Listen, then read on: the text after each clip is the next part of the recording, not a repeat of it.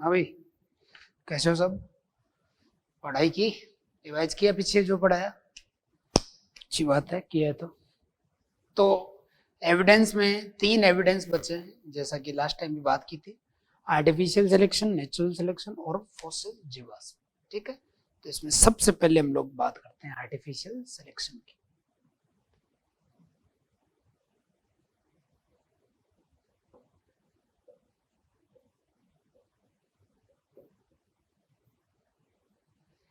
कृत्रिम चयन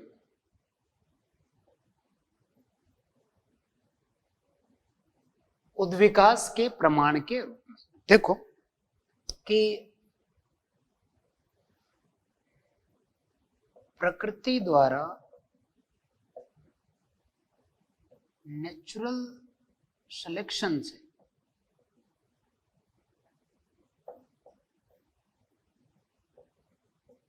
fit species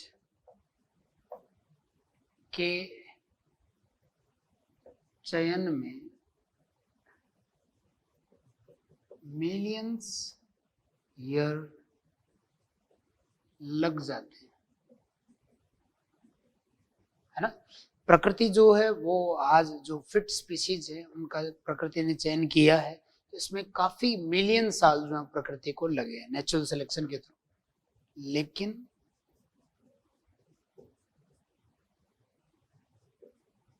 artificial selection द्वारा कम समय में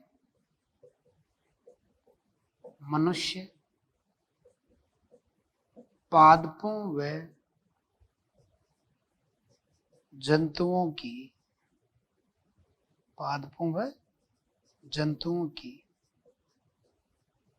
कई अच्छी किस्मों व नस्लों का निर्माण किया है ना। मनुष्य ने आर्टिफिशियल सिलेक्शन से प्लांट्स और एनिमल जो है इनकी कई वैरायटी और जो ब्रिड है, पादप के लिए वैरायटी की बात कर सकते हैं, किस्म, और जंतु के लिए ब्रिड की बात कर सकते हैं, नस्ल का निर्माण किया है कम समय में।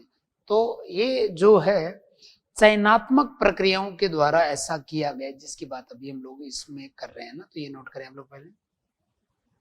तो अगर प्रकृति ये प्रक्रिया कर सकती है, चयन की प्रक्रिया से जो है अच्छे लक्षणों वाले जीवों का प्रकृति अगर चयन कर सकती है, तो मनुष्य द्वारा आर्टिफिशियली भी तो ये किया जा सकता है ना।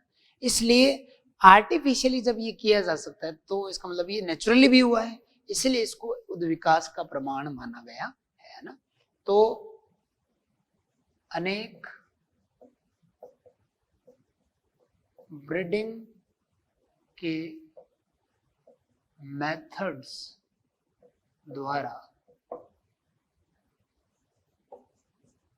मनुष्य ने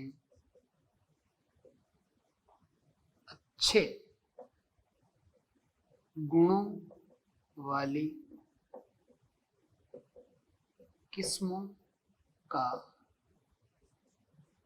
निर्माण किया है ना। और ये ब्रीडिंग मेथड से हुआ है, मतलब आपस में क्रॉस करवा करके, आगे हम लोग बात भी करेंगे प्लांट और एनिमल के लिए ना। बॉटनी में आपको प्लांट के लिए बताया जाएगा और यहाँ पर एनिमल के लिए भी है ना। तो इसमें अगर हम लोग देखें तो जैसे गाय, डॉग, बफेलो, भेड़ इत्यादि की कई नस्लों का निर्माण आर्टिफिशियल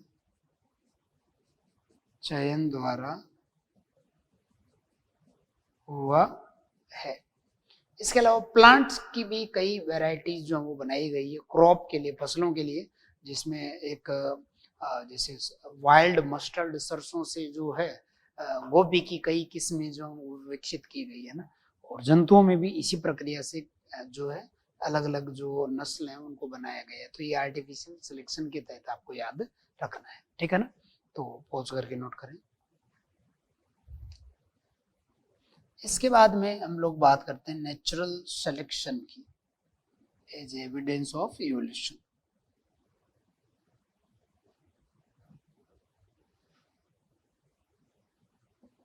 नेचुरल सिलेक्शन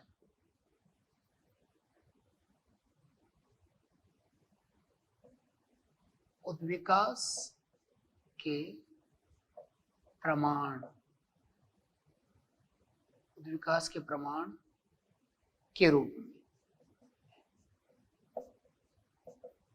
तो देखो कि प्रकृति द्वारा हम लोगों ने, जैसे डार्विन और वेलेस ने भी बताया था कि नेचुरल सिलेक्शन की प्रक्रिया से जो प्रकृति है वो अच्छे गुणों वाले जीवों का चयन करते हैं जिनमें अच्छी विभिन्नताएं होती हैं, और उन्हीं विभिन्नताओं वेरिएशन की वजह से वो अच्छा अनुकूलन प्रदर्शित कर पाते हैं, अडेप्ट हो पाते हैं, और फिर जीवित रहते हुए प्रजनन की प्रक्रिया से अपने अच्छे गुणों को जीन के माध्यम से अपनी नई संतति में ट्रांसफर कर देते हैं ना।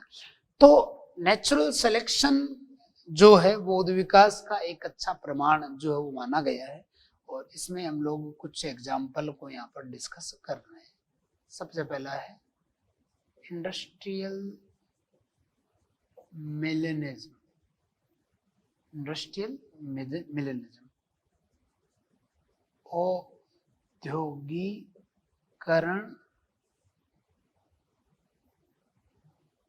कृष्णता।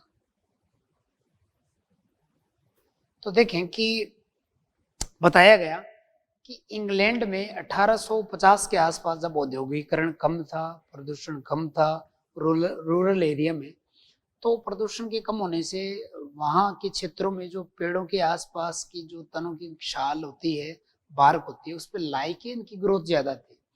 लाइकेन जो है वो हल्के रंग की होती है, तो उन हल्के रंग वाली लाइकेन युक्त जो वृक्ष की छाल है उस पर कुछ मोथ इंसेक्ट चिपके हुए थे जो उसी रंग के थे जिससे उड़ने वाले कीट पक्षियों को वो नजर नहीं आते थे। तो हम कह सकते हैं कि 1850 के आसपास लाइट कलर के जो मोथ थे वो ज्यादा अनुकूलित थे। उनके समूह में गहरे काले रंग के जो कीट थे वो कम अनुकूलित हो पाए, क्योंकि वो लाइट कलर के अध्यावरण में जो है काले होने के कारण नजर आने लग गए और उनकी फिटनेस कम हो गई, और शिकारी पक्षियों ने उनको पकड़ के मारना शुरू कर दिया। लेकिन पूर्ण रूप से वो खत्म नहीं हुए, लेकिन कह सकते हैं कि जब प्रदूषण कम था तो कम फिट थे कौन, डार्क कलर वाले मोथ, और ज्यादा फिट थे लाइट कलर वाले मोथ। लेकिन 1920 के आसपास आते आते जब औद्योगिकरण बहुत ज्यादा बढ़ गया, प्रदूषण बहुत ज्यादा बढ़ गया, तो प्रदूषण के बढ़ने से आपको पता है कि प्रदूषण के अच्छे सूचक माने जाते हैं लाइकेन। तो सल्फर का लेवल एनवायरनमेंट में बढ़ते ही लाइकेन की मात्रा घट गई, कम हो गई, और लाइकेन की मात्रा के कम होते ही वहां पर जो वृक्ष की छाल है डार्क रंग की नजर आने लग गई, तो लाइट कलर के जो इंसेक्ट थे अब वो नजर आने लग गए, यानी अब उनकी फिटनेस कम हो गई, और जो डार्क कलर के मोथ थे उनकी फिटनेस बढ़ गई, क्योंकि शिकारी पक्षियों को वो नजर नहीं आ रहे थे, क्योंकि अब वो अध्यावरण में छुप रहे थे। तो अब लाइट कलर के जो इंसेक्ट थे, मोथ थे, उनको पकड़ करके पक्षी खाना शुरू कर दिया, उनकी संख्या कम हो गई, और डार्क रंग के जो मोथ थे उन्होंने प्रजनन से अपनी संख्या को बढ़ा लिया। तो कह सकते हैं उस समय उन परिस्थितियों की वजह से जो दूसरा वेरिएंट था डार्क कलर वाला वो ज्यादा फिट हो गया, लेकिन लंबे टाइम तक ऐसा नहीं रहा। बाद में जब औद्योगिकरण को नियंत्रित किया गया तो प्रदूषण का लेवल फिर कम हुआ, तो प्रदूषण कम होते लाइकेन की ग्रोथ हुई, लाइकेन की ग्रोथ हुई तो अब पर्यावरण लाइट कलर का हो गया वृक्ष की छाल पे, और लाइट कलर के जो इंसेक्ट थे अब वो नजर आना बंद हो गए, और कौन नजर आना शुरू हुए, डार्क रंग वाले। तो उनको पक्षियों ने पकड़ा, खाया, तो उनकी संख्या धीरे धीरे कम होने लग गई, और किसकी संख्या बढ़ने लग गई, लाइट कलर वालों की। तो इस तरीके से आप लोग देखिए कि नेचुरल सिलेक्शन यहाँ पर हो रहा है, और एक सेलेक्टिव प्रेशर जो है वो प्रदूषण है।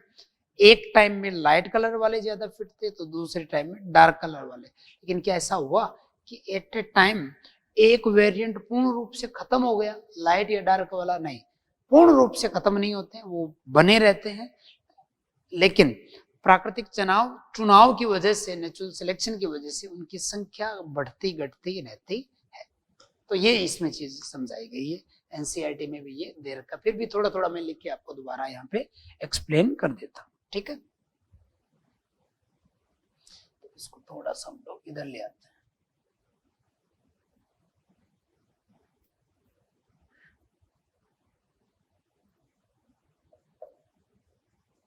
नेचुरल सिलेक्शन, और इसमें भी हम लोग बात कर रहे हैं इंडस्ट्रियल मिलेनिज्म। तो देखो, इंग्लैंड की के लिए एनसीईआरटी लिखा है 1800 आसपास के, 1850 के आसपास है ना, इंडस्ट्रियलाइजेशन, औद्योगिकरण कम था, हुआ ही नहीं था, और इससे हम कह सकते हैं कि वहां पर पॉल्यूशन जो था वो काफी कम था। और पॉल्यूशन कम था तो ऐसे में पेड़ों के तने पर लाइकेन ग्रोथ ज्यादा थी। और लाइकेन ग्रोथ ज्यादा थी तो आपको पता, लाइकेन का हल्का रंग होता है, तो हल्के रंग की लाइकेन की ग्रोथ की वजह से यहाँ पर लाइट रंग के स्लब, मौत को एनसीईआरटी ने क्या लिखा, स्लब ज्यादा थे, और डार्क रंग के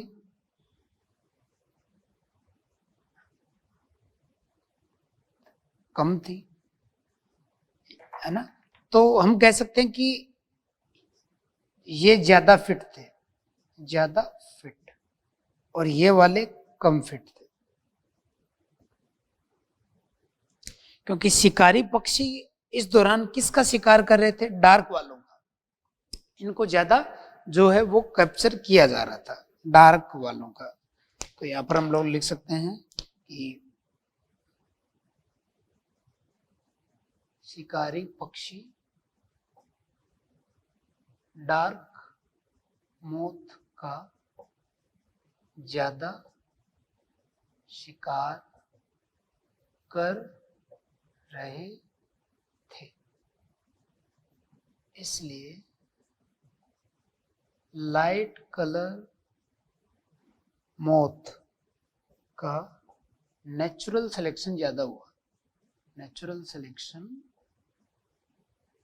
ज्यादा हो। क्लियर ना। लेकिन इसके बाद में परिस्थितियां बदली, और जब परिस्थितियां बदली तो बताया गया कि 1920 में औद्योगिकरण हुआ,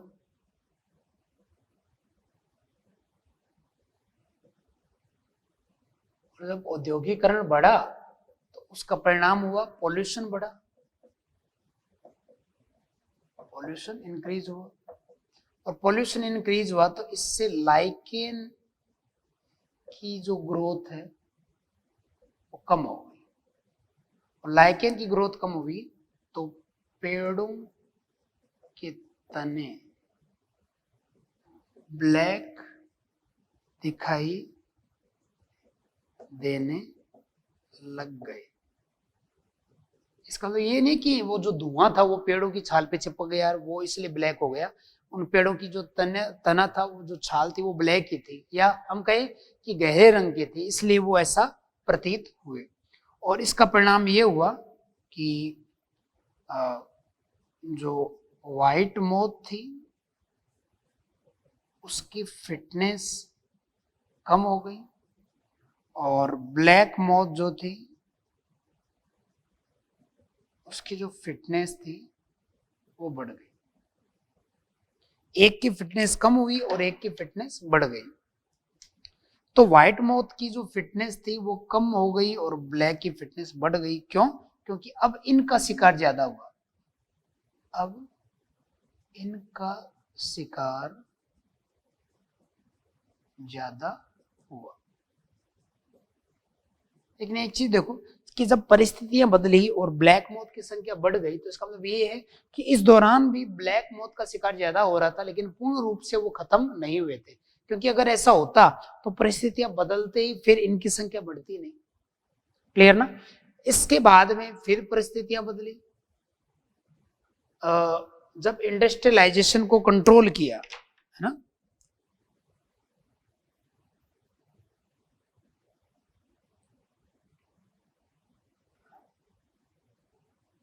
इंडस्ट्रियलाइजेशन पर नियंत्रण करने पर कंडीशन वापस शुरू वाली होगी। और शुरू वाली कंडीशन कौन सी थी? ये वाली कि इंडस्ट्रियलाइजेशन कम था तो पोल्यूशन कम था, तो लाइकेन की ग्रोथ ज्यादा हुई, तो ऐसे में लाइट कलर के मोथ जो हैं अब नजर नहीं आए तो उनकी संख्या बढ़ गई, और डार्क कलर वाले नजर आए तो उनकी संख्या कम हो गई। तो इस तरीके से नेचुरल सिलेक्शन ने एक समय में एक सेलेक्टिव प्रेशर पॉल्यूशन की सहायता से जो है अलग अलग रंगों वाले इंसेक्ट का चयन किया। वो लाइट रंग के भी हो सकते हैं और वो डार्क रंग के भी हो सकते हैं। तो नोट कर लें पहुंच करके। और एनसीईआरटी ने इसके लिए जो डायग्राम दिया है, इसके लिए जो थ्योरी दी है, वो भी आप लोगों को याद, मतलब एक बार पढ़नी जरूर है। ठीक है, तो ये पहला एग्जांपल हो गया नेचुरल सिलेक्शन के प्रमाण के रूप में।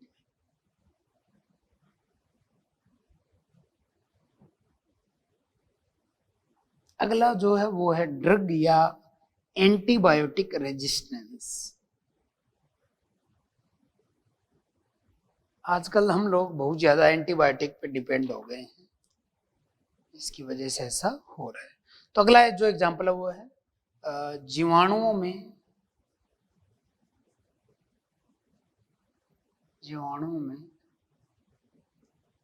ड्रग या एंटीबायोटिक रेजिस्टेंस।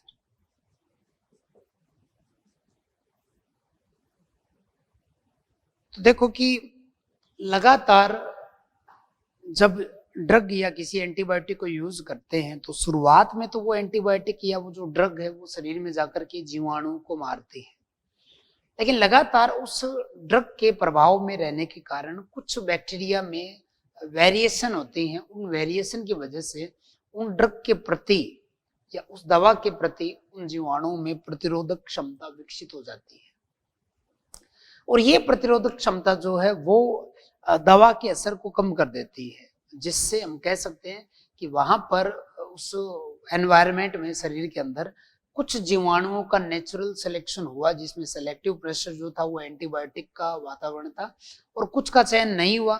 तो जिनका चयन नहीं हुआ वो जो मारे गए वो इसलिए क्योंकि उनमें ऐसी कोई वेरिएशन नहीं थी जो उनको एंटीबायोटिक से लड़ने की ताकत दे।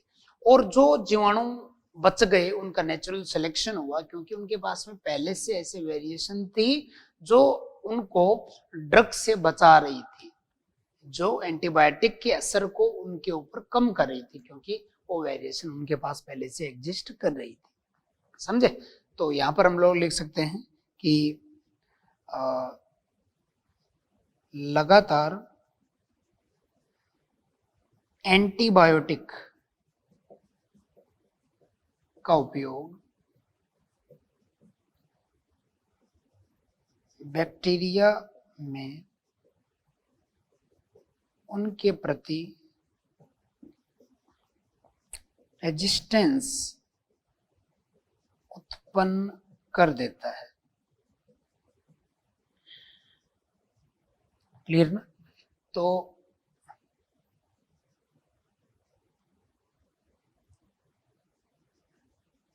जिन बैक्टीरिया की एंटीबायोटिक से डेथ हो जाती है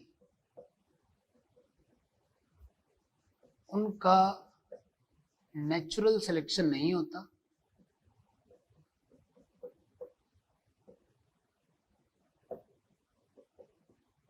है ना, क्योंकि उनके पास में ऐसी वेरिएशन नहीं थी। और जिनमें एंटीबायोटिक के लिए रेजिस्टेंस पाई जाती है, उसमें लिख देते हैं किसी वेरिएशन के कारण।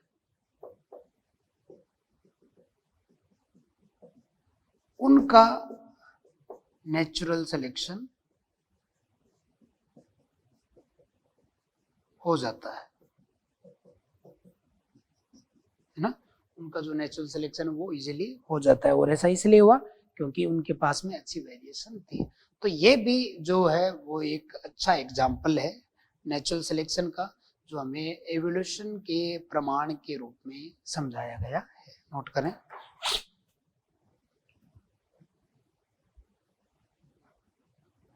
इसी तरीके से जैसे बैक्टीरिया में ड्रग या एंटीबायोटिक के लिए रेजिस्टेंस आती है, हर्बिसाइड जो है और पेस्टिसाइड, इनके लिए भी हर्ब और पेस्ट में रेजिस्टेंस आती है ना। तो अगला एक याद रख सकते हो, हर्बिसाइड तथा पेस्टिसाइड रेजिस्टेंस। तो यहां पे भी हम लोग लिख सकते हैं कि लगातार हर्बिसाइड व पेस्टिसाइड का उपयोग क्रमशः हर्ब्स तथा पेस्ट में प्रतिरोधक क्षमता विकसित करता है ना। तो जिन हर्ब या पेस्ट की डेथ हो जाती है इन केमिकल से, उनका नेचुरल सिलेक्शन नहीं हुआ, और लगातार इनके उपयोग से कुछ हर्ब या पेस्ट के अंदर जो है वेरिएशन आ जाती है, और उस वेरिएशन की वजह से उन केमिकल का उन पर असर नहीं होता। तो बिल्कुल वही कॉन्सेप्ट है जो बैक्टीरिया में था, क्लियर ना। तो ये भी एक नेचुरल सिलेक्शन का अच्छा एग्जाम्पल है, क्लियर ना। तो यहाँ पर लास्ट में हम लोग लिख सकते हैं कि उपरोक्त नेचुरल सिलेक्शन के सभी उदाहरण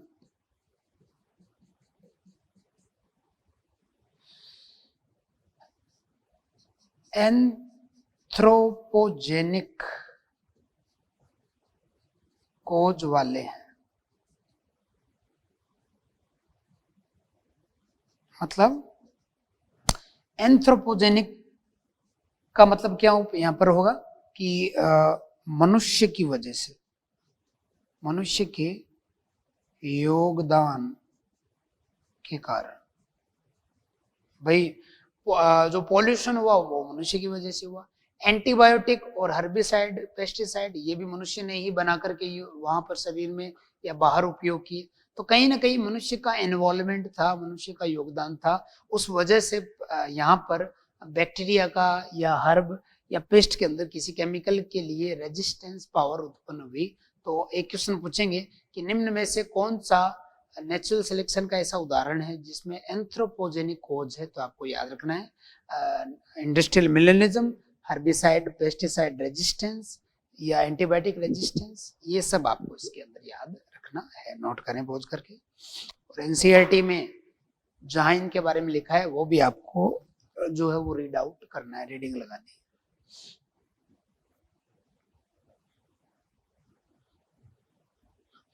वहीं इसी के नीचे एनसीईआरटी ने एक चीज और लिखी है जो नोट में आपको याद रखनी है कि इवोल्यूशन एक स्टोकेस्टिक प्रक्रिया है।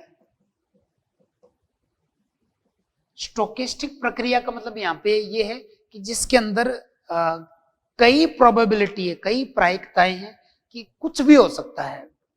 स्टोकेस्टिक प्रक्रिया में कुछ भी हो सकता है, कुछ भी होना। ऐसा नहीं कि ऐसा ही होगा, ये निश्चित है, ऐसा नहीं है, कुछ भी हो सकता है।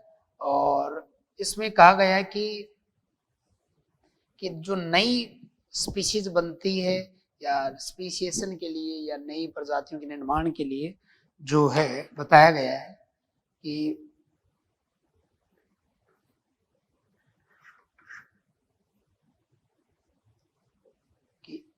इवोल्यूशन जो है वो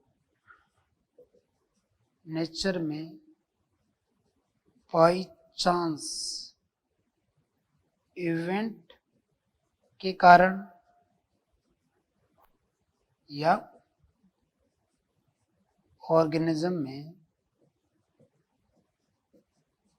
बाई चांस म्यूटेशन के कारण हो सकता है।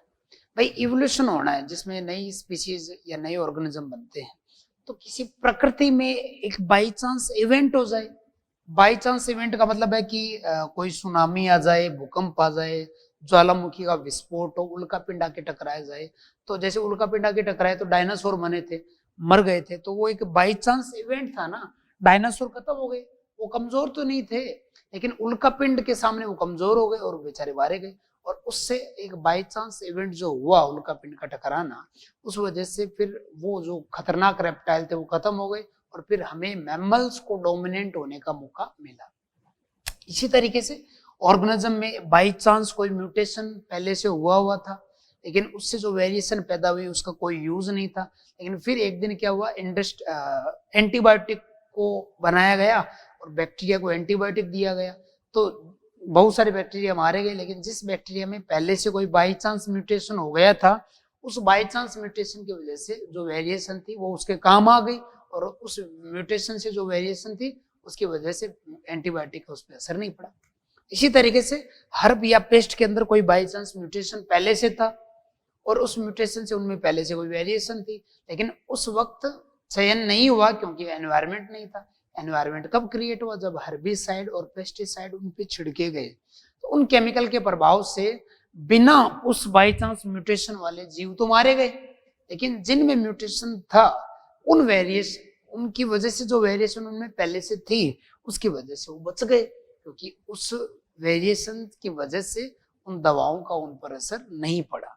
तो ये दो अच्छे पॉइंट्स हैं जो आपको क्वेश्चन की लैंग्वेज में मिल सकते हैं कि इवोल्यूशन नेचर में तो बाई चांस इवेंट से होता है, किसी घटना की वजह से, और ऑर्गेनिज्म में बाई चांस म्यूटेशन के कारण वो हो सकता है। तो एनसीईआरटी में लिखा है, तो आप लोगों को ये रीडिंग लगानी है, तो पॉज करके नोट करें। तो अब हम लोग बात करेंगे अगले एविडेंस की। ये अंतिम जो एविडेंस है जिसके बाद में हम लोग आगे बढ़ेंगे, और सबसे महत्वपूर्ण एविडेंस भी है ना। तो जैसा कि नाम है जीवाश्म, जीवों का अंश। मरने के बाद में जो जीव है उसका शरीर जो है अर्थ क्रस्ट जो है या हमारी जो पृथ्वी है उसकी जो सेडिमेंट्री चट्टाने हैं उनके अंदर जो है दब जाता है। अब पूरा शरीर या शरीर के कुछ कठोर भाग जो है अंश के रूप में उन चट्टानों के अंदर लंबे टाइम तक बने रहते हैं। तो शरीर के ये जो कठोर भाग हैं, जैसे हड्डियां हैं, दांत हैं, शेल है या वृक्ष का कोई तना है ना, तो अगर अवशेष के रूप में इन चट्टानों के अंदर जमा हो जाए लंबे टाइम तक, तो इन्हीं को क्या बोला गया है, जीवाश्म कहा गया है, फॉसिल कहा गया है। अगर जीव की मृत्यु के बाद में उसका शरीर इन सेडिमेंट्री रॉक्स के अंदर दबने के बाद में अगर पूर्ण रूप से उनका अपगठन हो जाए, पूर्ण रूप से उसका डिकम्पोजिशन अगर हो जाए, तो डिकम्पोज्ड जो बॉडी है जो पूर्ण रूप से खत्म हो गई है, तो फिर वो जो है वो फॉसिल के रूप में नहीं बदल पाती है। ये चीज भी हमें याद रखनी चाहिए, ठीक है ना। तो फॉसिल के रेस्पेक्ट में इसके बारे में लिख सकते हैं कि जीवों का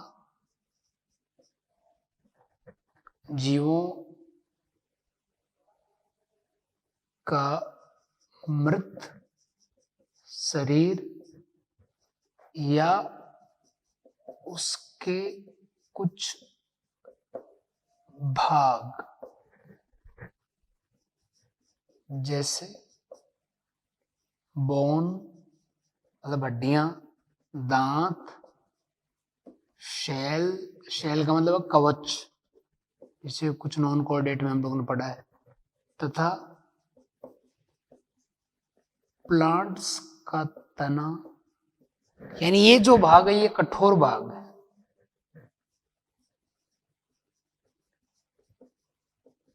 तो जीवों का मृत शरीर या उसके कुछ भाग जब अर्थ की रॉक्स में जमा हो जाते हैं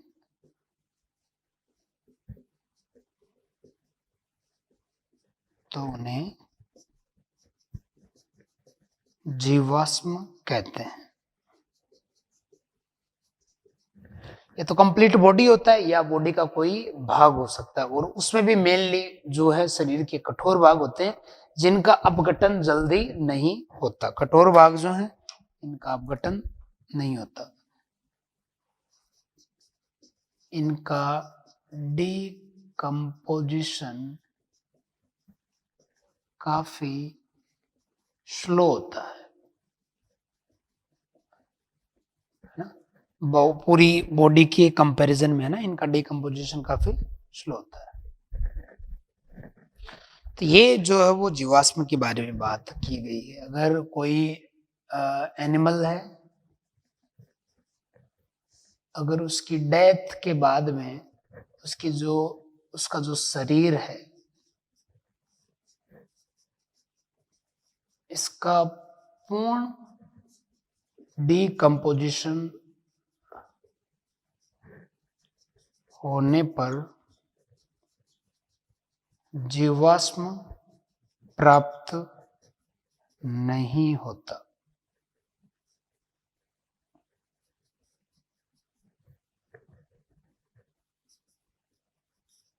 जीवाश्म जो है वो नहीं बनता अगर कंप्लीट बॉडी का डिकम्पोजिशन हो जाए। तो जीवाश्म के निर्माण के लिए शर्त ये है कि जो शरीर है पूर्ण रूप से उसका अपघटन ना हो, क्योंकि जो मिट्टी है उसके अंदर डिकम्पोजर्स होते हैं, बैक्टीरिया होते हैं, फंगस होते हैं जो शरीर के सॉफ्ट भाग का डिकम्पोजिशन कर सकते हैं। तो डिकम्पोजिशन जो हो रहा है एनिमल शरीर में, तो उसमें याद रख सकते हैं कि बॉडी के कोमल उत्तकों का जैव अपघटन या डिकम्पोजिशन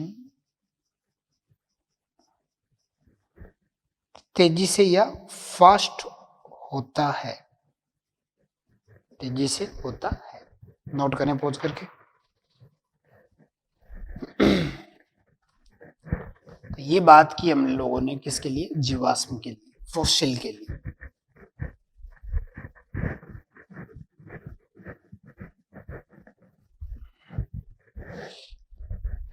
अब थोड़ा सा हम लोग फॉसिल के रेस्पेक्ट में उनकी प्रकृति, फॉसिल की जो प्रकृति है, उनकी जो संख्या है तथा उनका जो डिस्ट्रीब्यूशन है उसकी बात कर लेते हैं। देखो कि आज से काफी लंबे टाइम पहले जो जीव जंतु थे उनकी मृत्यु के बाद में उनका जो शरीर था उसके ऊपर सेडिमेंट्री चट्टाने का निर्माण हुआ था।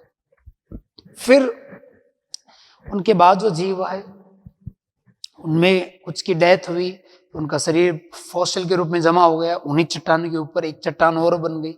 इस तरीके से सेडिमेंटेशन होता गया और उनके अंदर जो उस समय से संबंधित जो जीव थे उनके जीवाश्म जो थे वहां पर प्रिजर्व होते गए। तो हम लोग कह सकते हैं कि पास्ट से अब तक जो है 1 बाय 1 अर्थ की सतह पर काफी सारी चट्टानों का निर्माण हुआ है परतों के रूप में, जिनको सेडिमेंट्री रॉक्स कहा गया है। सेडिमेंटरी रॉक्स या चट्टानें जो अवक्षेपण की प्रक्रिया से 1 बाय 1 बनी है ना।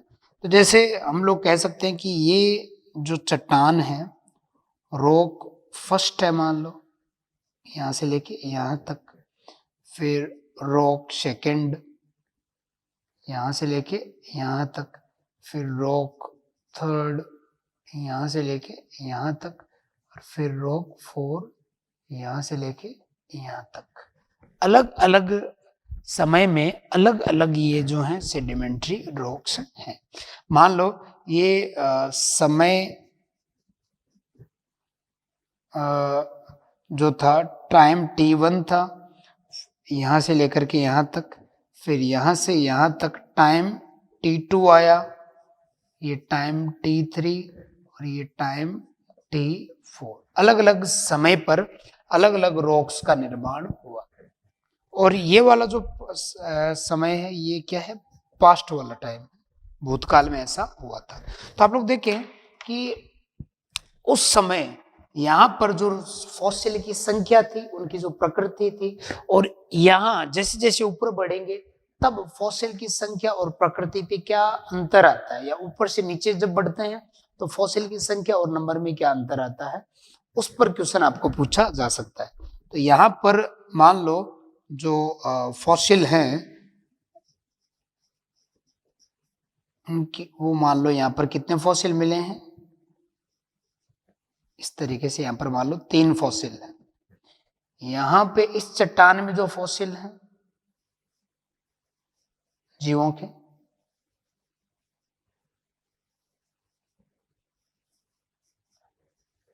वो मान लो 5 फॉसिल है, और इनसे थोड़ा सा कॉम्प्लेक्स है। और जैसे जैसे ऊपर बढ़ते हैं तो इन चट्टानों के अंदर जो फॉसिल की जो संख्या है वो भी ज्यादा है, और फॉसिल की जटिलता भी क्या है, ज्यादा है। और इस रॉक के अंदर अगर देखें तो सबसे अधिक फॉसिल व सबसे जटिल, यानी जो फॉसिल सबसे नीचे हैं, इन फॉसिल की बात करें तो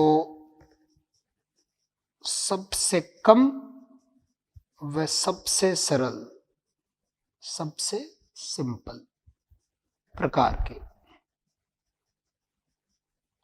तो ये बढ़िया क्वेश्चन बनता है कि नीचे की जो चट्टानें हैं जो काफी समय पहले बनी थी, उनके अंदर जो जीवाश्म थे वो काफी सरल थे, और वो संख्या में भी काफी कम थे, क्योंकि इनिशियली जब इवोल्यूशन स्टार्ट हुआ था तब स्पीशीज कम थी, और जैसे जैसे ऑर्गेनिक इवोल्यूशन आगे बढ़ता गया उनकी संख्या और उनकी जटिलता बढ़ती गई। इसीलिए इनकी जो संख्या है, इनका जो वितरण है, इनकी जो प्रकृति है, जैसे जैसे अपन लोग नीचे से ऊपर की तरफ बढ़ते हैं वो बढ़ती जाती, संख्या जटिलता बढ़ती जाती। लेकिन जैसे जैसे ऊपर से नीचे की तरफ मूव करते हैं संख्या घटती जाती और जटिलता भी घटती जाती है ना। तो हम लोग यहाँ पर ऐसे लिख सकते हैं कि अपसाइड और ये है डाउन साइड। तो डाउन साइड से ऊपर की तरफ जाएंगे या अप साइड से डाउन साइड जाएंगे, तो यहां पर हम लोग ऐसे लिख सकते हैं कि फॉसिल संख्या अप साइड से डाउन साइड घटना, फॉसिल जटिलता भी घटना। यानी यहां पर सिंपल फॉसिल होंगे और ऊपर डाउन साइड से अप साइड जाएंगे तो फॉसिल संख्या बढ़ना, और डाउन साइड से अप साइड जाएंगे तो फॉसिल जटिलता भी बढ़ना। नीचे से ऊपर जाएंगे तो फॉसिल की संख्या भी बढ़ रही है, फॉसिल की जटिलता भी बढ़ रही है, और ऊपर से नीचे जाएंगे तो फॉसिल की जो संख्या है वो भी घटती है, और फॉसिल की जो जटिलता है वो भी घटती है। तो ये आप लोग जो है अच्छे से याद रखोगे, एक अच्छा इस पे क्वेश्चन बनता है, नोट कर लें।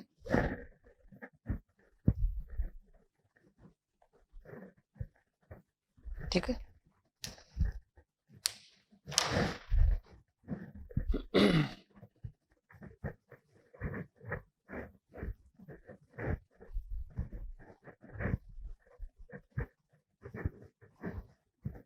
हम लोग कह सकते हैं कि जो पृथ्वी की जो जियोग्राफिकल स्टडी है उससे हमें हमारी बायोलॉजिकल हिस्ट्री का भी पता लगता है।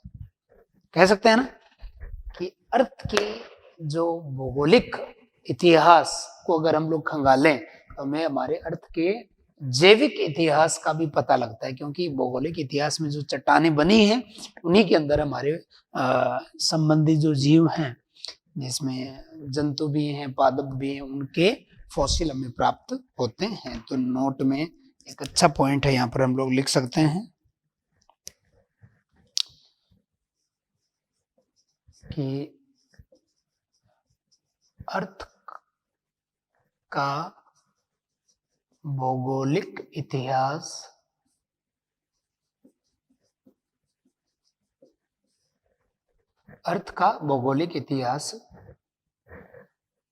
उसके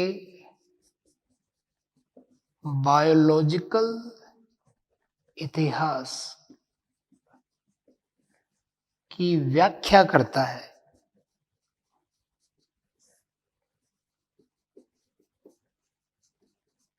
है ना, अर्थ की जो जियोग्राफिकल हिस्ट्री है हमारी बायोलॉजिकल हिस्ट्री को एक्सप्लेन करती है, क्योंकि उसकी जियोग्राफिकल जो स्ट्रेटा हैं, परतें हैं उसकी जो चट्टानों की, उनके अंदर अलग अलग जीवों के फॉसिल जो है वो उपस्थित होते हैं। ठीक है ना। फिर एक चीज और हम लोग डिस्कस कर लेते हैं, एक है मिसिंग लिंक कि इन चट्टानों में हमें कुछ ऐसे फॉसिल प्राप्त हुए हैं जो दो अलग अलग ग्रुप के जो सदस्य हैं उनके लक्षणों को प्रदर्शित करते हैं। ऐसे जीव जो जिंदा हैं और दो अलग अलग ग्रुप के सदस्यों के लक्षणों को प्रदर्शित करते हैं उनको हम लोगों ने बात की थी कनेक्टिंग लिंक कहते हैं। लेकिन अगर वो जिंदा नहीं है तो उनको मिसिंग लिंक कहा गया है। तो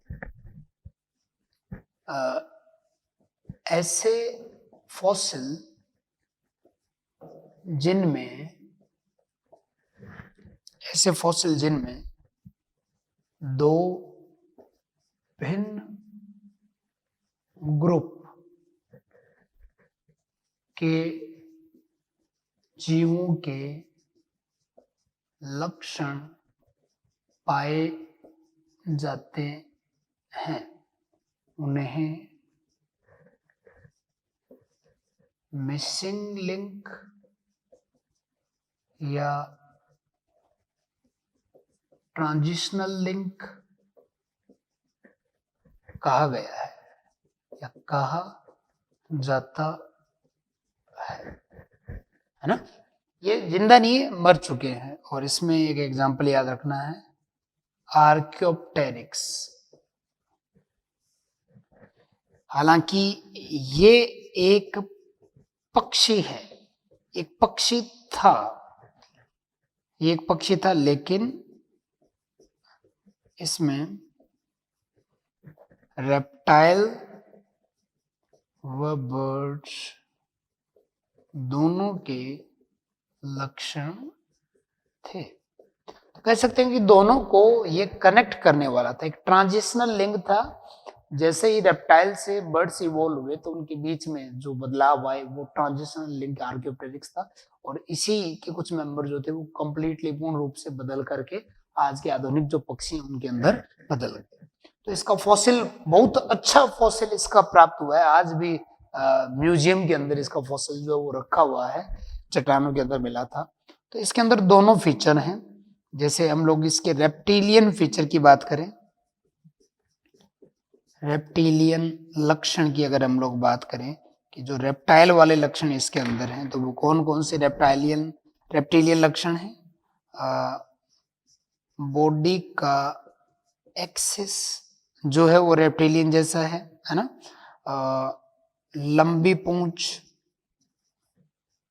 लंबी टेल रेप्टिलियन फीचर है। चोंच में एक समान दांत, चोंच में एक जैसे जो दांत है वो भी कैसे फीचर है? रेप्टिलियन फीचर है। इसके अलावा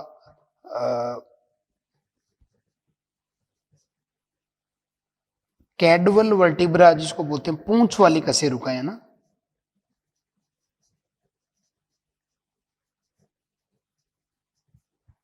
कैडवल कशेरुकाओं का फ्री रहना, क्योंकि पक्षियों की जो पूंछ वाली कशेरुकाएं हैं, मतलब जो कैडवल वर्टिब्रा जिसको बोलते हैं, वो फ्यूज होती है, वो जुड़ी हुई रहती है, जिससे उनको उड़ने में आसानी रहती है। लेकिन इसकी जो कैडवल वर्टिब्रा है ये फ्री रहती है। वहां पे जो फ्यूज्ड वर्टिब्रा होती है पक्षियों की, उनको पाइगोस्टाइल बोलते हैं। क्या बोलते हैं? पाइगोस्टाइल। लेकिन वो पाइगोस्टाइल इसके अंदर नहीं था। क्लियर ना? और इसकी जो हड्डियां थी वो ठोस थी, नॉन न्यूमेटिक थी। नॉन न्यूमेटिक अस्थि।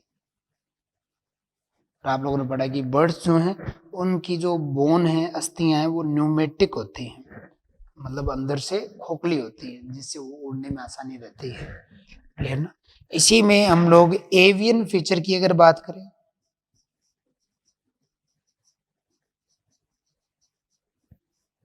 एवियन लक्षण, तो एवियन लक्षण के अंदर बॉडी का फिदर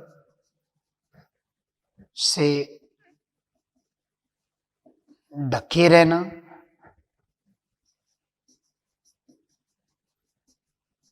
जो पूरा शरीर है वो फिदर जो है पंखों से ढका हुआ रहता है। अग्रपाद का विंग्स के रूप में होना, इसके अग्रपाद है वो पंख विंग्स में बदल गए थे, जो उड़ने में सहायता करते हैं, है ना। और चोंच का पाया जाना, चोंच का पाया जाना, तो ये इसके कुछ जो हैं वो बर्ड्स वाले फीचर हैं। तो ये आर्कियोप्टेरिक्स आपको याद रखना है। एक मिसिंग लिंक है किसके बीच? रेप्टाइल और बर्ड्स के बीच में। और इसके लिए एनसीईआरटी में एक यहीं पे फॉसिल का जहाँ पे डिस्कशन हुआ वहां पर एक डायग्राम भी दिया है, उसकी चर्चा भी हम लोग करने वाले हैं, तो आप लोग इसको नोट कर लें। अब हम लोग यहीं पे एक चीज और डिस्कस कर लेते हैं। जैसे अभी आर्कियोप्टेरिक्स की बात आई थी, तो एनसीईआरटी का एक फिगर है जिसमें डायनोसोरस व उसके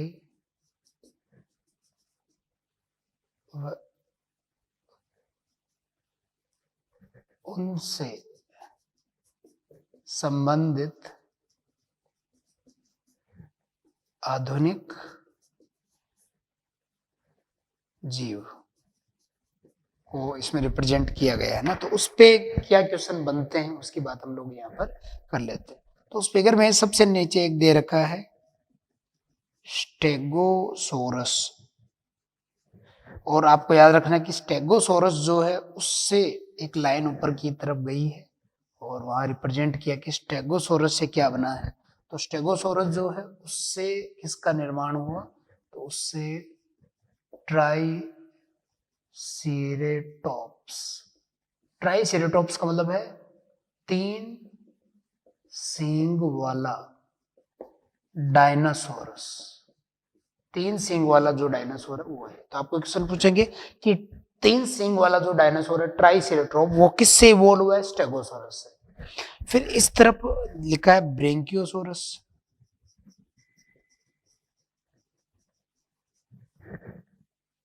और ब्रेकियोसोरस जो है उससे कौन इवॉल्व हुआ है? तो ब्रेकियोसोरस से वह रिप्रेजेंट किया हुआ है काफी खतरनाक आरी जैसे डरावने दांत वाला एक डायनासोर जो मांसाहारी है था, वो है टायरेनोसोरस।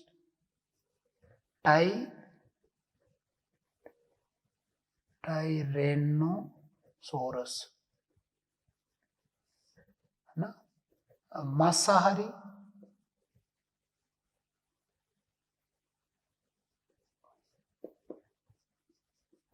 आरी जैसे डरावने टीथ इसके पास में थे, है ना। ये एनसीईआरटी में बाद में एक थ्योरी में दे रखा है। क्लियर? फिर यहां पर जो है एक लाइन और ऊपर की तरफ गई है जिसमें दिखा रखा है क्रोकोडिलियन और भी एक लाइन है जिसके अंदर टेरेनोडोन और एक लाइन गई है आर्क्योप्टेरिक्स। क्लियर ना? तो अब इस फिगर पे क्या क्या क्वेश्चन पूछे जा सकते हैं, आप लोगों को उस पे ध्यान देना है। तो इसमें पूछेंगे कि टोटल रेप्टाइल कितने हैं, टोटल रेप्टाइल, तो क्या आंसर दोगे? जिसमें आप लोग देखें कि ये भी रेप्टाइल है, ये भी रेप्टाइल है, ये भी रेप्टाइल है मतलब कुछ है और कुछ थे। अब कौन है और कौन थे ये भी अलग क्वेश्चन बनता है। ये भी रेप्टाइल,